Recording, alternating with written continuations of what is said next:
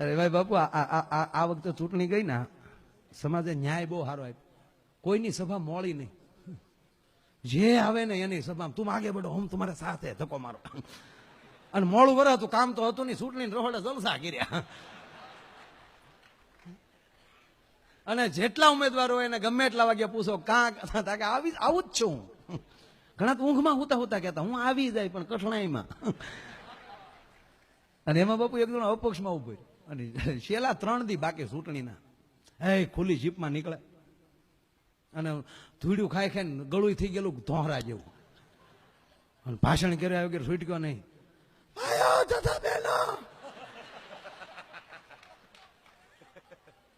જય જય ગરવી ગુજરાત, વંદે માતરમ, ભારત માતા કી જય. નમસ્કાર ભાઈઓ,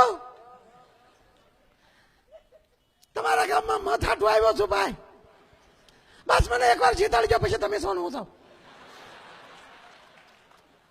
જેટલી પાર્ટી છે બધા કરતા નોખું કામ ન કરો તો બાપ નામ છે. બસ એકવાર મને જીતાડો. સદા કઈ પ્રશ્ન હોય એ કયો. એક જોડો ઉભો થઈને બોલ્યો કે તમારા બાપાને દાઢીના 2 રૂપિયા બાકી છે ભાઈ. એ ભાઈ બે જાય એ ગ્રાન્ટ આવ્યા પછીની વાત છે ભાઈ. દાઢીઓના ગ્રાન્ટ માલી કાઢવા હોય ને એને ફોર્મ ભરાય.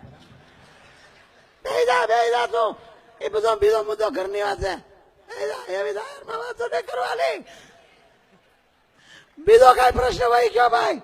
એક વડીલ ઉભા છે એને કીધું બીજું કઈ નથી, અમારા ગામમાં શમશાન નથી. બસ આ દેશની કરુણા જુઓ. આઝાદી સદા 65 વર્ષે ભોગવા આવ્યો. હજી એક પાલટી મહાન નો બનાવી. ભાઈઓ આનાથી વધારે કરુણતા હું હોય શકે. એટલે કહું એકવાર મને જીતાડી ગયો. એક શમશાન નહીં તમને વસન આપ.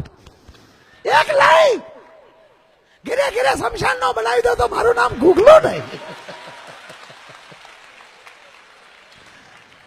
ગામે મત નો દીધા માર્યો.